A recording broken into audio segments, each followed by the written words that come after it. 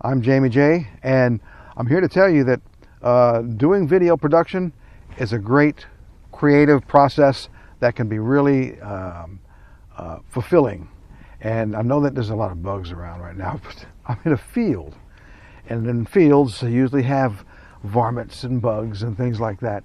The reason why I'm here today is because one of the shows that I help produce comes to us from the deep south and the Gulf states. That behind me is where witnesses have testified, and I mean documented, the sightings of UFOs. And they actually saw alien bodies beam down through light beams on the ground and moved around, and they left. The people who live over there have seen that because they work the fields here. So just wanted to let you know that's the reason why I'm out here in this bug infested area. That's okay. I like bringing the story to you. So, but just to let you know, following up on what we talked about before, you know, content is king. Everybody likes the supernatural style type of stuff, paranormal. So we do a show called Paranormal Pursuit, which handles that type of thing, from ghosts to UFOs. We take off where Sightings left off, from the Fox series Sightings back in the 90s. And we're not following their template, but we are giving the same type of general information and what's going on in this area. Now, if you do see a UFO behind me, please let me know. I don't mean these bugs, because I can't see behind me. So if you can give me a heads up, I'd appreciate that. Anyway, when we lived in Los Angeles and Hollywood, that brings a lot of weight whenever you work in that area too. So just keep this in mind. If you're out anywhere doing video production, it's experience.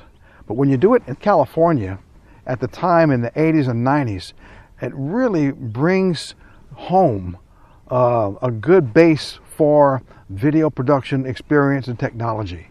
And when you leave there and you go anywhere else in the country, it does follow you a bit. Now, California is not everything, but it's a big part of where a lot of industries go to and happen to be. So I tell you what I'm going to do. I got to move locations because the bugs are getting a little bit more prevalent, and I'm getting kind of swatting around a lot. So let's go ahead and end this one right here. I use a separate audio. As you can tell, this is the phone microphone that I'm using. And by using the phone microphone, everything's synced up. But the audio is just fair. You know, it'll get by. It'll make it still be able to understand what I'm saying. Or, of course, my speech is not the best. But now you're listening to me on another different standalone external audio system that I picked up. That I got a lavalier microphone that I'm using, and it works well. So picking up where we left off out in the UFO area 57, let's call it. Anyway, we did a story out there, and by the time we finished with the story and getting ready to put it in editing to create a segment in the show about the UFOs in the South Louisiana, the gentleman who was in it could speak very little English, but he did an okay job of presenting what he saw.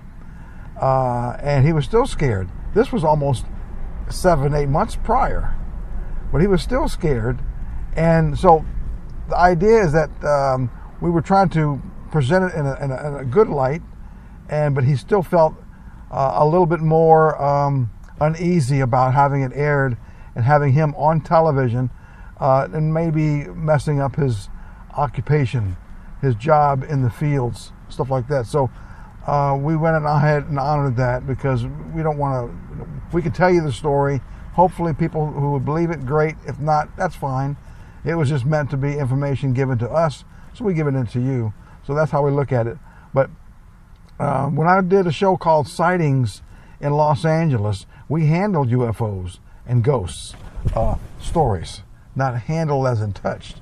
But so the thing is that we were on location many times where we talked to witnesses, and that's very interesting to see how they respond to it. If you ask them again the next afternoon or the next day, could you repeat what you said? And they'll do it word for word. They just know it. So in other words, it'd be hard to make up something and try to keep that same story going. Not to say it couldn't happen, but I'm just thinking that it's just one of those instances that, you know, you do want to share it, but then again, you don't want to sound like you're just spreading rumors, you know. Videos are slowly going to AI. So we know that AI is around the corner. And I say that because even though it's here, it's not here yet. Wait till you see in another year or two how it's going to develop more and more into intervention of other businesses or other business workings. AI is going to be around for a while. I think there's going to be a plane off on the development of AI in a trajectory that's going up too high, too fast. So I think that it'll plane off a bit until we can get a handle on how things are going to be, how we can work with it and manage it as well as it can be managed, and then work it to where it slowly goes up like it needs to be. Because we all know about the movie Space Odyssey, 2001, Space Odyssey, how the computer took over and wanted to make up its own mind. Woo-wee! There we go.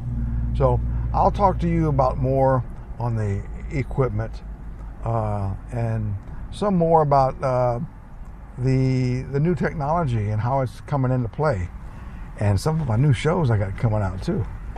Okay, we'll see you next week.